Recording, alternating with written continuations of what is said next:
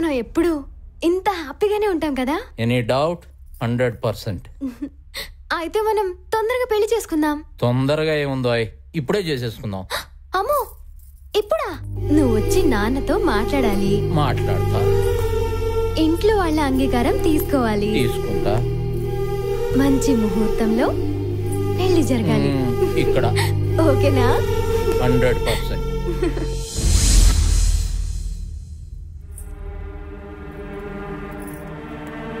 ఏమైంది కేశవ్? కూర్చో. మోసం అంతా దగా. గవర్నమెంట్ మా ఊరిని బాగు చేయడానికి 150 కోట్లు ఇచ్చిందంట. దీంట్లో రాసింది ఊరి అభివృద్ధి సంగతి దేవుడెరుగు. కనీసం తాగటానికి మంచినీళ్ళకు కూడా నోచుకోలేదు మా ఊరు. అందుకే మా ఊరిని నేను దత్తత తీసుకొని కాపాడుతున్నాను. నా చిన్నప్పుడు మా ఊరి వాళ్ళు బ్రతుకు తెరువు కోసం తండోపతండాలుగా ఊరు వదిలి వలసలు వెళ్ళడం నా కళ్ళల్లో ఇంకా తిరుగుతూనే ఉంది.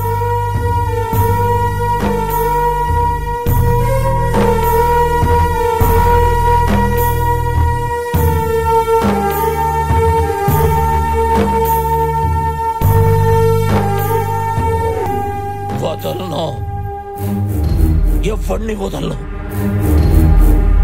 ఈ స్కామ్ లో ఉన్న ప్రతి చిన్న నా కొడుకు దగ్గర నుంచి పెద్ద నా కొడుకు వరకు ఎవరిని వదలను. కేశవ్, ఈ మ్యాటర్ నాకు వదిలే. నేను చదివిన లా ఒక మంచి పనికి ఉపయోగపడుతున్నందుకు ఆనందంగా ఉంది. నేను వాడికి నోటీస్ పంపిస్తాను. Thank you my. Life partner అంటే జీవితాన్ని పంచుకోవటమే కాదు,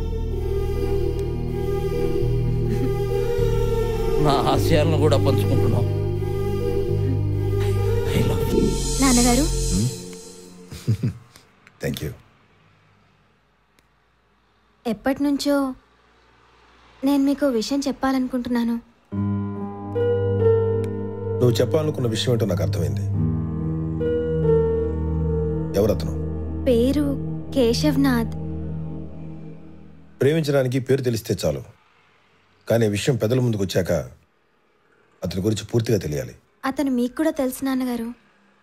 కేశవ్ నాథ్ ఫిల్మ్ స్టార్. ప్రేమ అని చెప్పి నటించే రోజులమ్మా ఇవి, కానీ నువ్వు ఏకంగా నటనతో నీ జీవితాన్ని పంచుకోవాలనుకుంటున్నావు. కేశవ్ చాలా మంచివారు నాన్న. మీరు అనుకుంటున్నట్టు అతను అందరిలాంటి వాడు కాదు. చాలా మంచి వ్యక్తి. నన్ను చాలా బాగా చూసుకుంటాడనే నమ్మకం నాకుంది. ఎక్కడి నుంచి వచ్చింది నీకు ఆ నమ్మకం? ఎవరిచ్చారమ్మా నీకు ఆ ధైర్యం? మీ పెంపకం నాన్న. నీకు తొలి అడుగులు నేర్పింది నా గుండెలపైనమ్మా. ఎందుకో తెలుసా? ఒకవేళ నువ్వు అడుగులు తడబడి జారిపడినా నీ స్థానం నా గుండెలపైనే. అలాంటి నీ తండ్రి నీ మనసు అర్థం చేసుకోలేడు చెప్పు. నా కూతురు ప్రేమించింది మామూలు వ్యక్తినైతే ఆ నిర్ణయాన్ని ఆనందంగా ఆహ్వానించేవాడిని. కానీ నువ్వు ప్రేమించింది పూటకో వేషం కట్టే సినిమా వాడిని. వాళ్ళ జీవితం రంగులమయం. ఈరోజు నువ్వు, రేపు ఇంకొకళ్ళు. తెలిసి అలాంటి వాడి చేతిలో నేను పెట్టలేనమ్మా. అది కాదు నాన్న. ఇంట్లో ఒక పాత వస్తువు ఉంటే మూల పడేసి మార్కెట్కి వెళ్ళి ఇంకో కొత్త వస్తువు కొనుక్కోవచ్చు. కానీ ఇది జీవితం. ఆలోచన క్షణికమైతే ఫలితం జీవితాంతం అనుభవించిన తీరం దుఃఖాన్ని మిగులుస్తుంది. పిల్లల్ని ప్రాణంగా ప్రేమించే ఏ తండ్రి అయినా ఇలాంటి నిర్ణయానికి తొలగడం. నన్ను క్షమించు.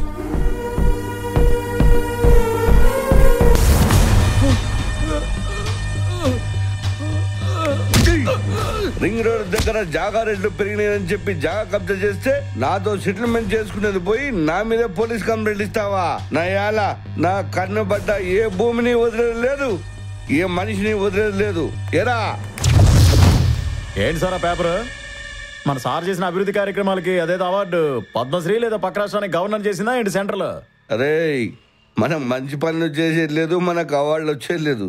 ఏందా మన నియోజకవర్గ అభివృద్ధికి ప్రభుత్వం శాంక్షన్ చేసిన 150 కోట్ల నిధులు నామ మాత్రానికైనా, అంటే ఒక్క పైసా కూడా ప్రజలకు ఖర్చు చేయలేదని అంతా మీ భోషానంలో పడేసుకున్నారని ఎవరో మహేశ్వరి అంట లాయర్ మీకు లీగల్ నోటీస్ పంపించారు. లీగల్ నోటీస్ అన్నాయా? చాలా డబ్బులు ఖర్చు పెట్టంగా. నువ్వు ఖర్చు పెట్టావని కోర్టుకు చెప్తే జమా లెక్కలు చూపించాలి. దానికి కోర్టు కమిటీ అని, ఒక కమిషనర్ అని, 4 ఆఫీసర్లని పంపిస్తారు. అప్పుడు వాళ్ళు మన బొక్కలను బయటికి లాగితే మనం బొక్కలకు పోవాల్సిందే. తన పేరేంటన్నావు? మహేశ్వరి.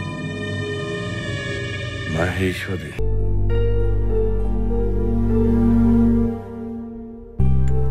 అబ్బాయి అమ్మాయితో మాట్లాడాలంటే మాట్లాడచ్చు. అదేంటి బావగారు అలా అంటారు? ఇంకా వాళ్ళు మాట్లాడుకునేది ఏముంది చెప్పండి? పెద్దవాళ్ళం, ఇక మనం మాట్లాడుకోవాల్సిందే. అయినా మీ అమ్మాయి గురించి మాకు తెలీదా? పెంపకం ఎవరిది?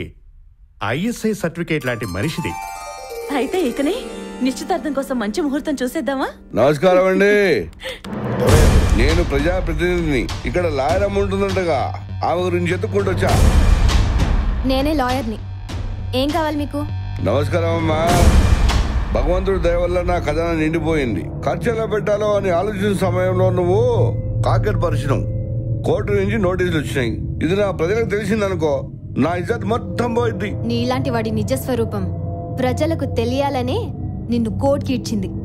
మనం మాట్లాడుకోవాల్సింది ఏమైనా ఉంటే అది కోర్టులోనే. Please get out. చూడండి ఎమ్మెల్యే గారు, ఇంట్లో శుభకార్యం జరుగుతుంది. ఇప్పుడు మీరు వచ్చి డిస్టర్బ్ చేయడం మంచిది కాదు. దయచేసి వెళ్ళండి. అమ్మ తోడా పెద్ద మనిషి, నేను గొడవ పడడానికి రాలేదు. లాయర్ అమ్మతో కేసు విషయం మాట్లాడడానికి వచ్చా. మీరుండండి నాన్న, నేను మాట్లాడొస్తాను. మీరు పదండి. లాయర్ అమ్మ, మర్యాద కేసు వాపసు చేసుకో, లేదంటే. బెదిరిస్తున్నావా? న్యాయంగా ప్రజల కోసం ఖర్చు పెట్టాల్సిన ప్రభుత్వ నిధుల్ని నీ ఒక్కడి స్వార్థం కోసం స్వాహా చేసేస్తే చూస్తూ ఊరుకోవడానికి నేను బాధ్యత లేని మనిషిని కాదు, రెస్పాన్సిబుల్ లాయర్ని. అబ్బాబాబా, ఏం మాట్లాడుతున్నావమ్మా? ఆడవాళ్ళందరూ ముందుకు పోతున్నారు, అన్ని రంగాలను ముందుకు పోతున్నారంటే ముచ్చటేసింది. కానీ నా మీద నన్ను కుంభం ముంచే దాంట్లో కూడా ముందుంటానంటే ఊరుకుంటానా? మండిపోయిద్ది. చిన్నదనం అని చెప్పి నీ గడపలో అడుగుపెట్టినా, నా మాట వింటావని చెప్పేసి. కానీ వినట్లే. ఎన్ని తలకాయలు తీసే పొజిషన్కు ఈ పదవికి వచ్చాను తెలుసా? అలాంటి నా పదవి పోతుందంటే నేను ఊరుకుంటానా? ఏం చేస్తావు? ఏం చేస్తానా?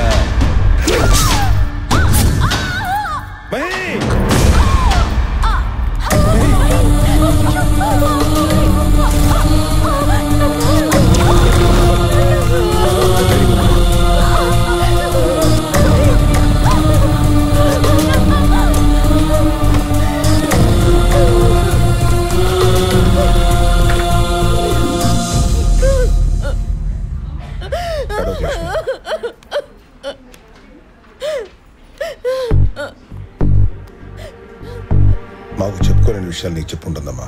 అవును అంకుల్. అసలు ఏం జరిగింది? అసలు ఆ రోజు ఏం జరిగిందంటే, ఐ లవ్ యూ. నేను వాడికి నోటీస్ పంపిస్తాను.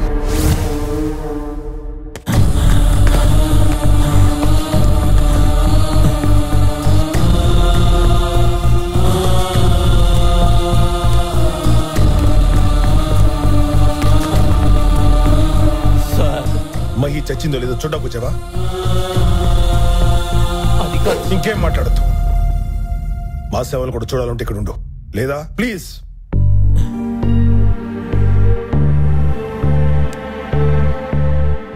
వద్దు సార్, నేనే వెళ్తాను.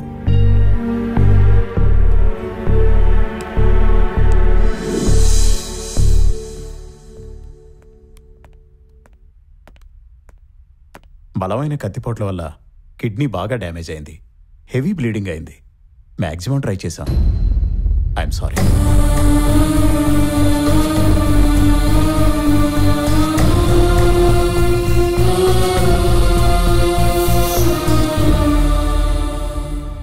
జరిగిన దాంట్లో తప్పొప్పులు వెతుక్కొని ఎవరు నిందించినా పోయిన నా మహిమాత్రం తిరిగి రాదు. అందుకే తన జ్ఞాపకాల్ని పదిలంగా ఈ గుండెల్లో దాచుకున్నాను. ప్రేమించడం, ప్రేమించబడటం ఒక అదృష్టం. ఆ ప్రేమను పెళ్లితో సార్థకం చేసుకొని వాళ్ళిద్దరూ జీవితాంతం కలిసి ఉండటం ఒక వరం. అందులో నేను దురదృష్టవంతుణ్ణి. అందుకే నాలాంటి పెయిన్ ఇంకెవరికీ రాకూడదని నీ ప్రేమను గెలిపించుకోమని చెప్తున్నాను. అవును, నీ ప్రేమ గురించి మీ నాన్నకు చెప్పావా? లేదు. ముందు మీ నాన్నగారికి చెప్పు, ఎలాగైనా ఒప్పించు, లేదంటే ఎదురించు. వాళ్ళ అంగీకారంతోటే నీ ప్రేమను గెలిపించుకో. ఆ అమ్మాయితోటే నీ జీవితాన్ని పంచుకో. నీకెలాంటి సహకారం కావాలన్నా నేనున్నాను. నాతో ఎవరో మాట్లాడాలా? అబే ఏం లేదన్నా, ఏం లేదు. ఆగరా.